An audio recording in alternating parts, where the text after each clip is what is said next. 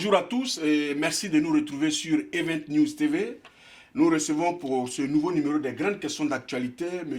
Ando Anselme. Ando Anselme, il est le délégué du PDCI ici à Paris, rive gauche, c'est bien ça, monsieur le délégué. Et avec lui, nous allons échanger sur la vie de son parti et en profiter pour revenir sur la guéguerre entre les alliés du RHDP, notamment les questions du parti unifié et de l'alternance entre le PDCI et le RDR pour 2020. Alors, monsieur le délégué, bonjour. Bonjour. Et surtout, on voudrait vous dire merci d'avoir accepté notre invitation. Ça va de soi. Merci beaucoup. Alors, monsieur le délégué, avant d'entrer dans le vif du sujet, nous allons, avec vous, échanger un peu sur le PDCI ici en France. Comment se porte le PDCI en France, du moins la délégation rive gauche que vous dirigez? Merci. Le PDCI en France se porte bien, en général très bien. Depuis notre nomination par le président Henri Konan Bédié, je suis souvent en contact avec mes autres collègues délégués de province et même de Paris. Nous échangeons sur la vie du parti, sur le militant.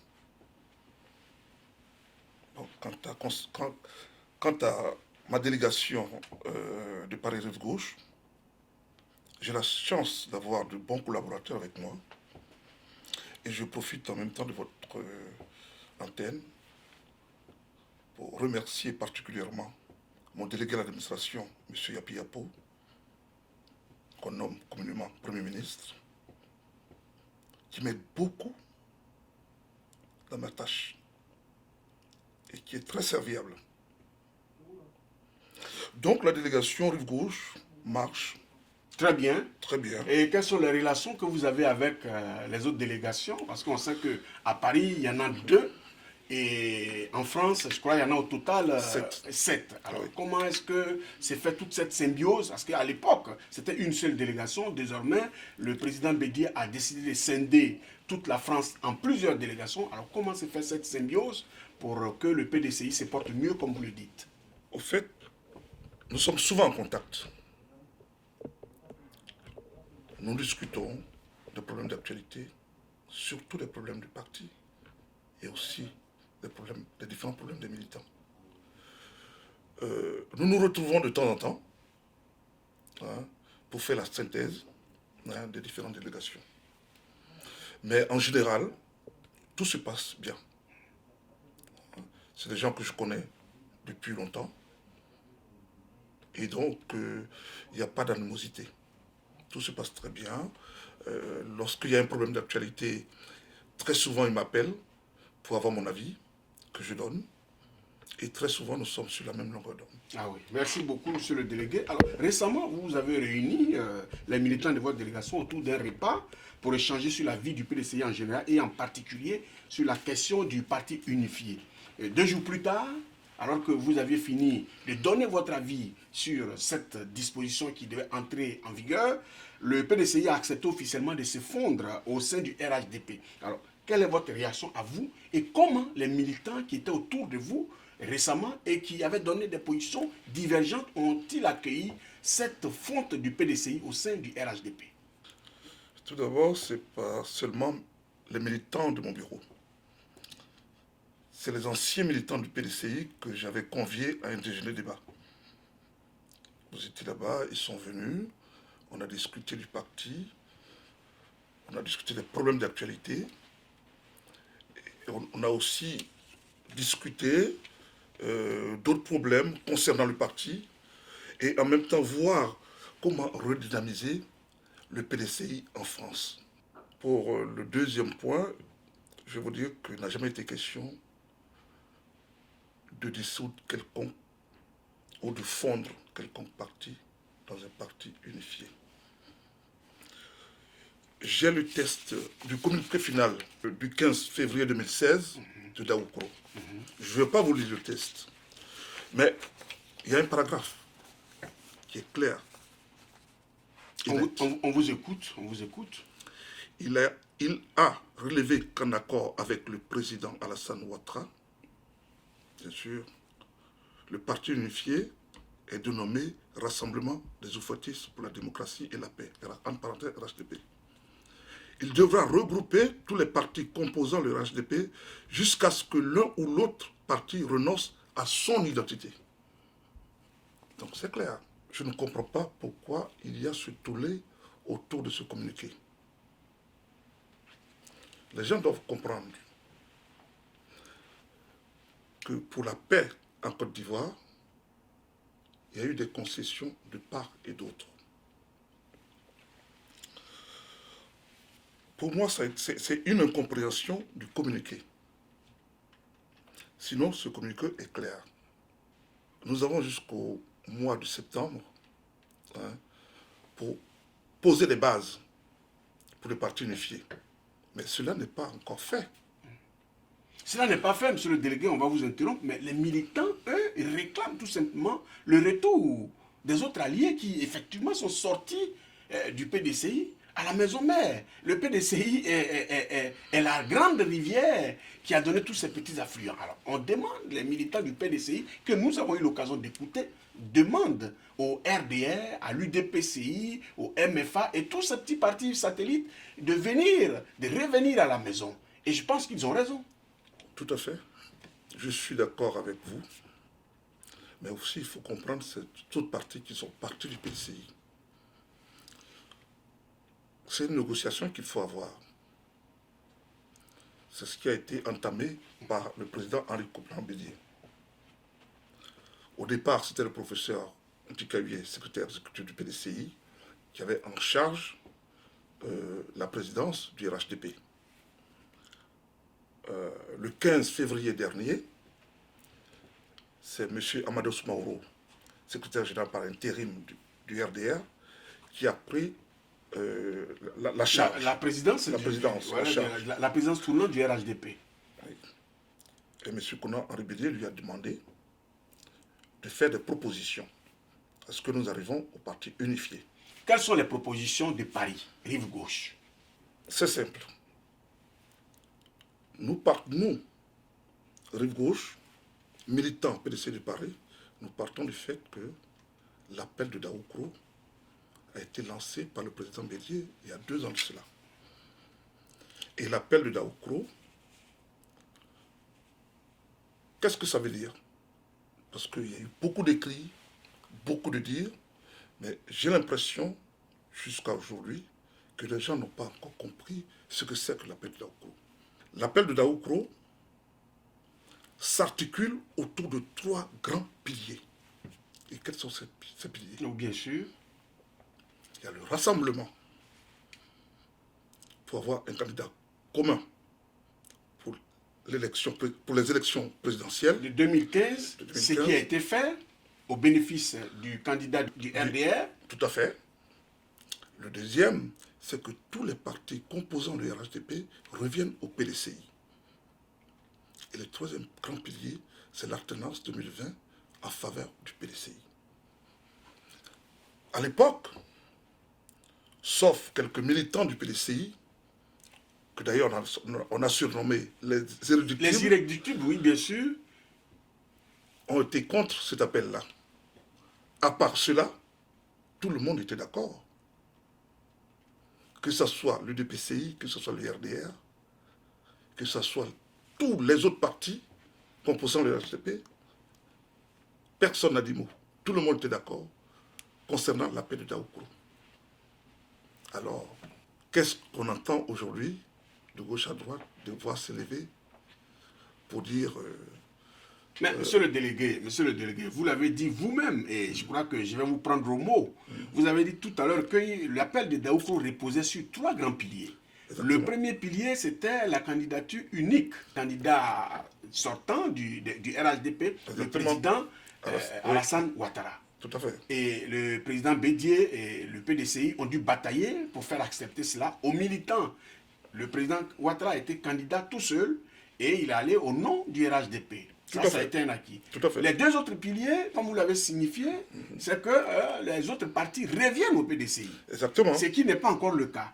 Et en plus, on parle du 3e pilier, comme vous l'avez dit, qui sera l'alternance en 2020 au bénéfice du PDCI. Tout à fait. Alors, on va revenir sur tous ces sujets tout à l'heure, mais est-ce que pour le 2e point, quand on parle d'un parti réunifié qui va s'appeler RHDP, est-ce que vous n'avez pas le sentiment que le président Ouattara a vendu du vent au président Bédié?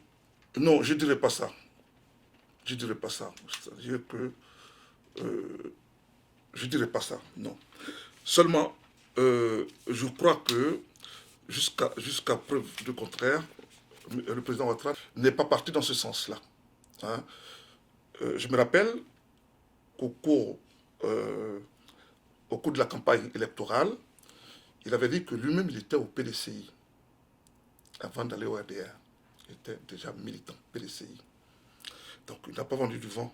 Donc, pour vous, oui, tout ça, ça va se faire. Les deux autres piliers de l'appel de Daoukro, on va arriver à cela. C'est ce qu'il faut. C'est ce qu'il faut. C'est ce qu'il faut. On vous a compris. Voilà. Alors, donc, monsieur le délégué, nous allons poursuivre.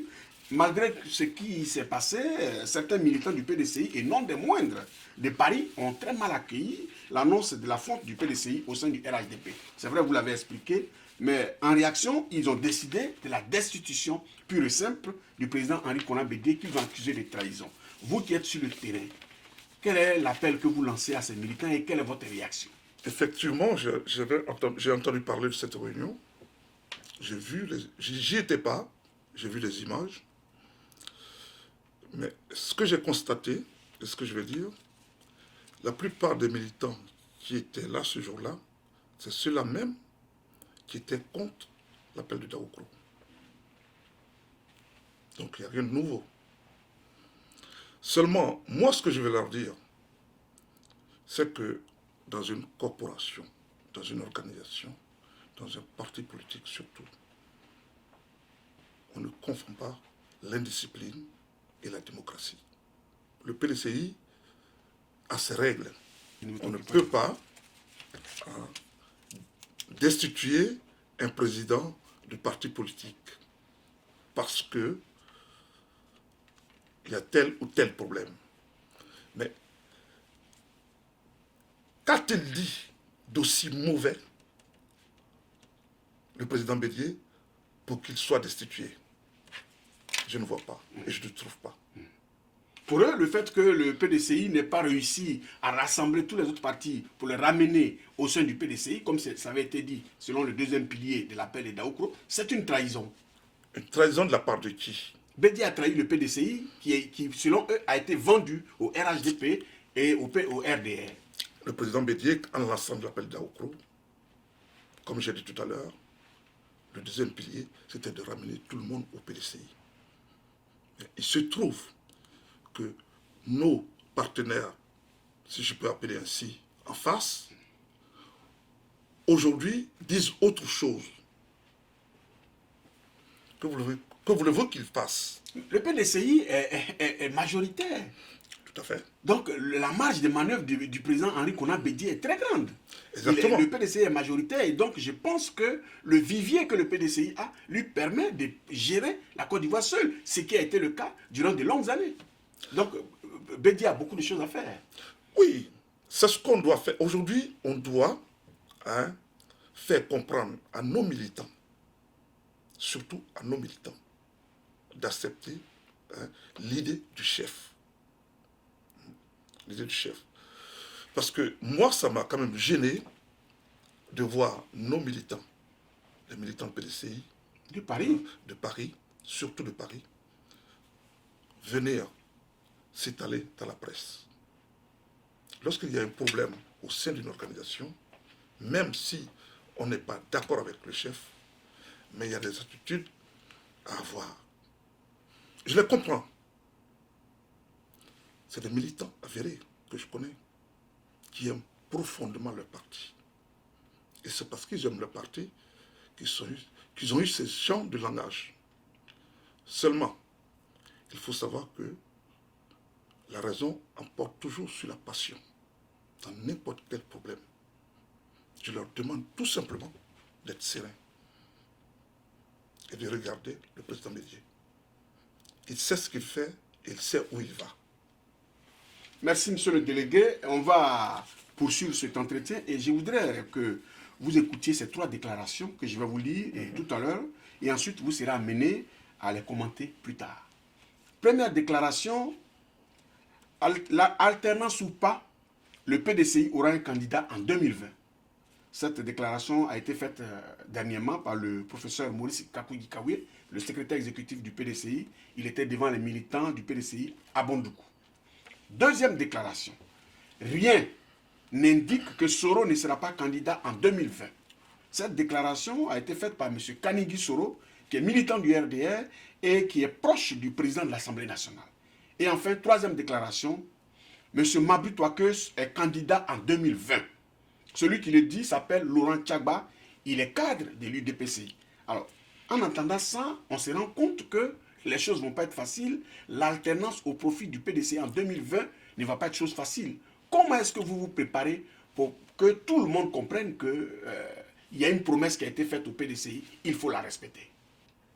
Pour nous, militants du PDCI, l'alternance 2020 est non négociable. Seulement, nous ne sommes pas dans la tête des autres supposés candidats.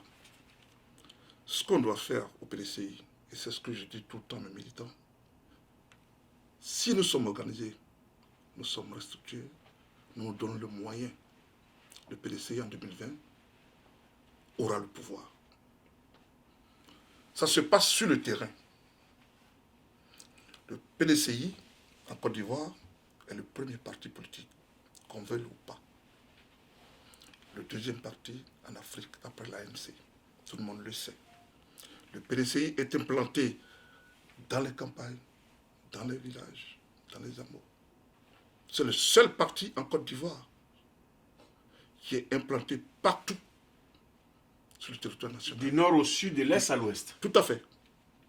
Alors, quel que soit le parti qui sera en face de nous en 2020, si nous sommes organisés, restructurés, nous aurons le pouvoir. Rien ne nous barrera la route. Nous aurons le pouvoir en 2020.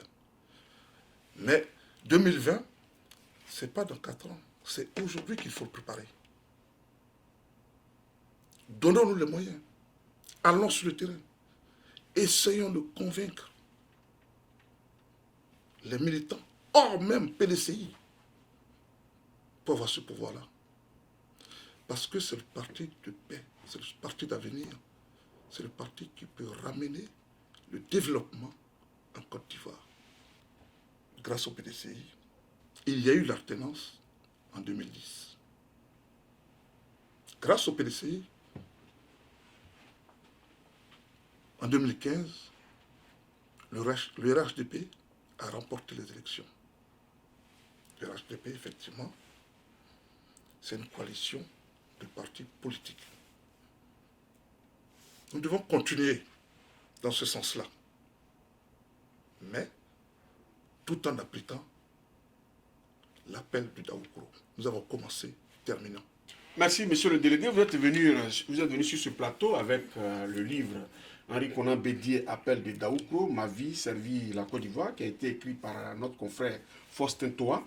Et ce livre-là explique un peu les raisons de l'appel de Daoukro. Est-ce qu'aujourd'hui, l'appel de Daoukro a fait du bien à la Côte d'Ivoire? Je dirais oui. Quelles sont les raisons? Ce n'est pas ce que certains disent. Lorsque vous lisez le livre, lorsque vous comprenez vraiment l'appel de Daoukro, vous pouvez comprendre que le président Bédié, c'est un grand visionnaire. L'appel de Daoukro a permis non seulement d'éviter les guéguerres entre les différents candidats, et en même temps, ça nous a fait remporter les élections 2015. Parce que l'appel de Daoukro, au fait, est-ce que l'appel de Daoukro n'a pas fait du tort aux cadres du PDCI qui ont fini par être appelés par le président Henri Konan Bédié des irréductibles, des cadres comme le premier ministre Charles Konan Bani, des cadres comme Kouadio Konan Bertin, tous ceux-là qui, avec le soutien du PDC, auraient pu remporter la victoire finale. Est-ce que l'appel de Daoukro n'a pas fait du tort à tous ces grands militants du PDCI? Je suis tout à fait d'accord avec vous, mais je ne partage pas totalement votre point de vue. Et comme je le disais tout à l'heure, lorsqu'on est dans une corporation, dans un parti politique, il y a un chef. Et lorsque le chef parle, même si on n'est pas d'accord, il faudrait l'analyser et voir comment est-ce que nous pouvons arriver à quelque chose de bon. Le président Bédié, qui est notre chef, n'a pas lancé l'appel d'Aoukro par hasard. Il sait pourquoi il l'a fait. Et je crois que l'appel d'Aoukro, en 2015, pour les élections de 2015, a fait du bien au PDCI. Ça fait du bien au PDCI. Pourquoi? Parce que ça a évité que les uns et les autres ne s'empoignent. Je me rappelle bien, il y a 2 ans de cela, qu'il y a eu le lancement de l'appel d'Aoukro. Il y avait des cadres au PDCI. De 2010 à 2014, y a-t-il eu quelqu'un qui allait voir le président Bédié pour être candidat au nom du PDCI? Non. C'est après l'appel d'Aoukro qu'il y a eu des déclarations de candidature. Bédié est un homme de parole, il a tenu parole. Exactement. Merci, monsieur le délégué. Et on va terminer cet entretien, mais avant de vous laisser partir, pour la sérénité de votre parti, surtout des militants que vous dirigez ici à Paris, quel est l'appel que vous voulez lancer? Parce que, évidemment, on sait que sur la place ici, le PDCI est vraiment bousculé. Les militants ne sont pas contents de leur président, le président Henri Konan Bédié. Quel est l'appel que vous lancez? Certains militants. Certains militants, bien entendu. Pas tous les militants. Certains militants, parce bien que entendu. la majorité des militants ici en France sont d'accord avec le président Bédié, avec la déclaration du président Bédié. Ce que moi je leur demande, c'est qu'ils soient sereins. Et que nous nous donnions les moyens pour avoir le pouvoir en 2020. L'objectif du PDCI aujourd'hui, c'est 2020. Et si nous nous donnons les moyens, nous aurons ce pouvoir-là. Donc, le travail, c'est aujourd'hui. Et le travail se trouve sur le terrain. Merci, monsieur le délégué. Téléspectateurs d'Event TV, nous recevions monsieur Ando Anselme, qui est le délégué du PDCI Paris-Rive-Gauche. Comme vous l'avez entendu, avec lui, nous avons passé en revue la situation politique en Côte d'Ivoire, mais particulièrement entre les alliés du RHDP. Merci pour votre fidélité. On se retrouve pour un prochain numéro. À bientôt.